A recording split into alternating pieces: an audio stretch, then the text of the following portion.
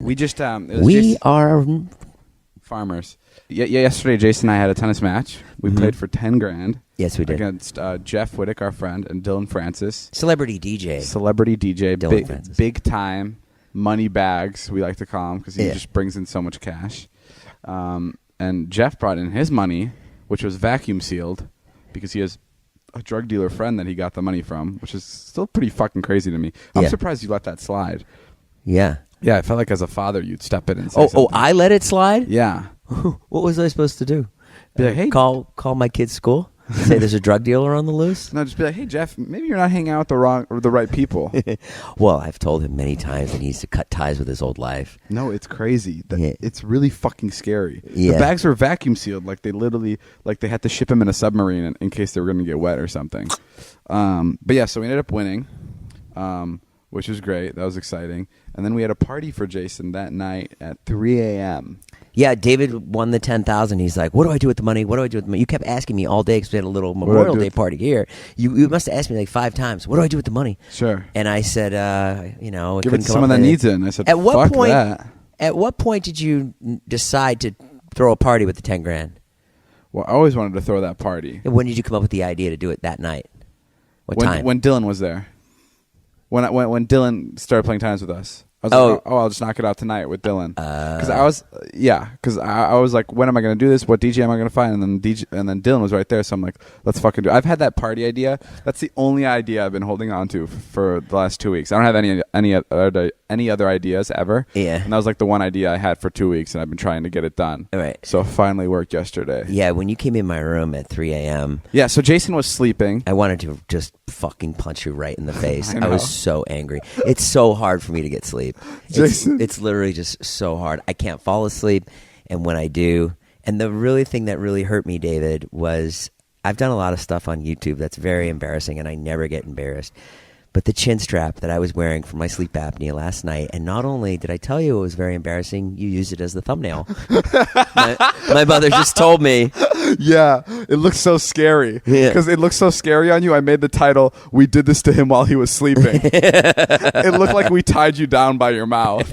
Yeah, Jason wears a sleep apnea mask, and it's really fucking terrifying. It's a chin strap that keeps your chin close to your mouth so your tongue doesn't fall to the back of your throat. Jesus Christ, that happens with you? Yeah. Your tongue falls to the back of your throat? I wake up like, get the fuck out. It's awful. You snore like crazy. Why, did you hear me snoring last night? Yeah, well, so what happened is at 1:30, at 1:30, I told everyone to meet us at the park. Yeah. We had shuttles there, prepared to shuttle up everybody to go to your house to do this party. Yeah. And Natalie comes out running into the living room, and she goes, "The shuttles have left. They have left for Jason's house." And I go, "What the fuck?" And I got in my car and I went 80 miles per hour down my street to your house, and all the kids were standing outside your house. Every single one of them. One kid was pissing in the neighbor's yard. It was fucking chaos. Oh, wait, and no one knocked? No one knocked. They were just standing outside. And then the shuttles were leaving. They were going back down the hill like to leave. And I chased them down, and I was like throwing stuff at the shuttle because it was fucking leaving. And then it stopped, and I was like, take everyone back. So everyone got back on the bus, and they went back down to the park. Wow. And then I went down to the park, and I explained to them, I'm like, guys, this isn't a party. Please don't. If you're expecting to have a good time, go home right now. I won't be mad, but I just want to let you guys know that this is not a party whatsoever. Right. It's gonna be like 2 songs that we're gonna play, and then it's over. That's it. Right. And everyone was like so cool with it. Not a single person laughed. There was like 150 kids there, and everyone was amazing. Like, "Yeah, we get it." How did you find 150 people to Seth, come to your certified casting. I should give him a plug here. Certified casting. Yeah, Seth found everybody, and from Atlanta. Yeah, from Atlanta, yeah. And it was great. So they all came, and then we snuck into your house at about 2 a.m. We started setting up all the stuff, and I went into your room to keep an eye on you. And I sat in your room for about 45 minutes, just sitting right under your bed in case like you were to wake up. And you were snoring really loud, but you also had a podcast going, so I knew you wouldn't hear anything. and you were listening to, and at one point that your podcast stopped, so I had to go on your phone and restart it. And you're fucking such a loud snorer. Well, I didn't listen. We're not dating. I didn't ask you to come in and criticize what happens in the middle of the night with me. Sure, you're such a loud snorer.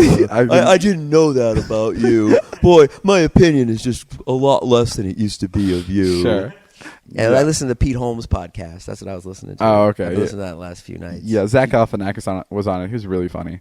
Zach, yeah, he's the best. I've listened to that. Oh no, it was Jack Black. It was Tenacious D. That was Tenacious D. Yeah, I fell asleep to that one. Yeah, I know. I literally was like, "You're lucky when you came in because I might have been up." Did you feel me spooning you?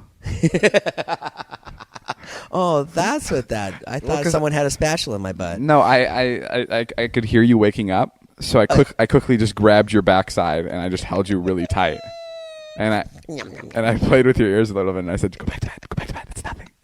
But you didn't wake up at all from all 150 people entering your house, and then all the people enter the house, and then I actually had to wake you up myself. I had to go, "Jason, wake up."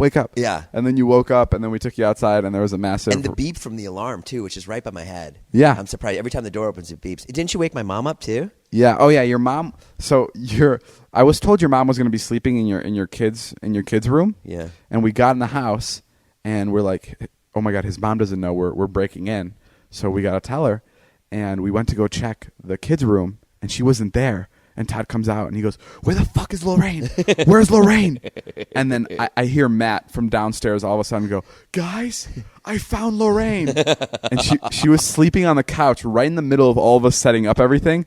And we didn't notice her because she was like in a little ball. She was like the size of a peanut. She was we couldn't find her. Sure. And then I had to wake her up, and I was like, "Lorraine, wake up. We're surprising Jason." And she goes, shit. Am I dreaming? And I go, no, you're not dreaming. You're not dreaming.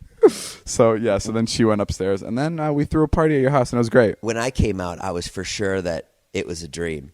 I literally was looking at it because there were so many people there, sparklers. There was like girls that were like half dressed. Yeah. There in like cocktail waitresses. It was pretty bizarre. It was chaos. Yeah, and I want to thank you for the money that you gave to my kids. Like that was. Well, we took it back. What? No, I'm just kidding. I didn't hear that part. No, I want to thank you. Like that was so touching. Sure. To me, like it's anything that, for me to. I like keeping my distance from those kids, right. So it's nice to give them gifts where I don't have to confront them. Well, I already told them What'd they that say? you gave $10,000, and Charlie started crying. What? And they wanna actually spend more time with you. Oh, nice. But no, that was Charlie. like, Charlie didn't start crying. Huh? Did Charlie start crying? No. She was like, "Oh, cool." Yeah, I remember we surprised your kids with something. Oh yeah, what was that? Oh yeah. Okay. So I married Jason's.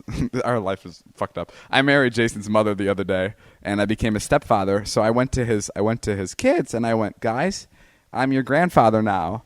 And they're like, "Oh, okay." And then we were leaving after I told them, and Jason goes, "Holy fuck, I see what you mean. Those fucking people do not give you a reaction at all. They don't react to anything." No, I don't know if it's the camera. No, they're like emotionless when I put the camera on them. I don't know what it is. Yeah, I think I literally told them I'm a part of their family now, and they were just like, "Cool." I don't think they could process. That's why I was really shocked when you said that. Yeah, I She started crying. I was like, David, you're right. Those fucking kids, they give you nothing. Yeah.